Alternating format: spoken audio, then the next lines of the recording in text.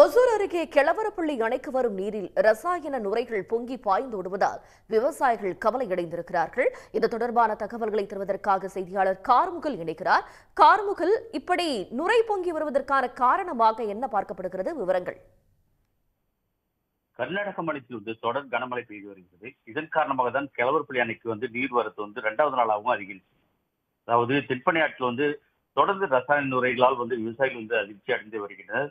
குறிப்பாக கிருஷ்ணகிரி மாவட்டம் ஒசூர் அடுத்த கெளவரப்பள்ளி அணைக்கு நேற்று வினாடிக்கு 657 கனஅடியானது வந்து கொண்டிருந்தது. இந்த நிலையில் கர்நாடக மாநிலத்தில் தொடர்ந்து அதிக அளவில் கனமழை பெய்து வருவதால் இன்று காலை கூடுதலாக அதாவது 981 கனஅடியானது வந்து கொண்டிருக்கிறது. அது அப்படியே 5 மதகுகள் வழியாகவும் வெளியேற்றுகிறாங்க.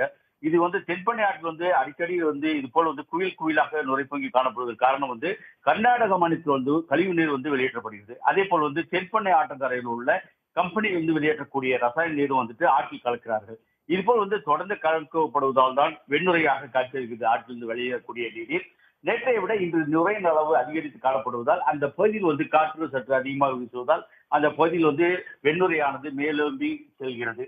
இதனால் விவசாயிகள் தொடர்ந்து அதிர்ச்சி அடைந்து வருகின்றனர். கடந்த மாதம் கூட இதுபோல் தொடர்ந்து தென்பெண்ணை ஆற்றில் வெண்ணுரை காணப்படுவதாக குறித்து தண்ணீர் செய்தியில் தொடர்ந்து வெளியிட்டு வந்தது. இதை அடுத்து மாவட்ட ஆட்சியரும் அந்த கெளவரப்பள்ளி நீர்த்தேக்க அணையை ஆய்வு மேற்கொண்டார். இதற்கு உரிய தீர்வு காண வேண்டும் என இரு மாநில அரசு அதிகாரிகளும் கலந்து உரிய தீர்வு காண வேண்டும் என்பதை விவசாயிகளின் தொடர் கோரிக்கையாக விடுத்து வருகின்றனர். தங்களுடைய விவரங்களுக்கு நன்றி கார்முகில். உடனுக்குடன் செய்திகளை தெரிந்து கொள்ள சன் நியூஸ் பெல் ஐகானை கிளிக் பண்ணுங்க.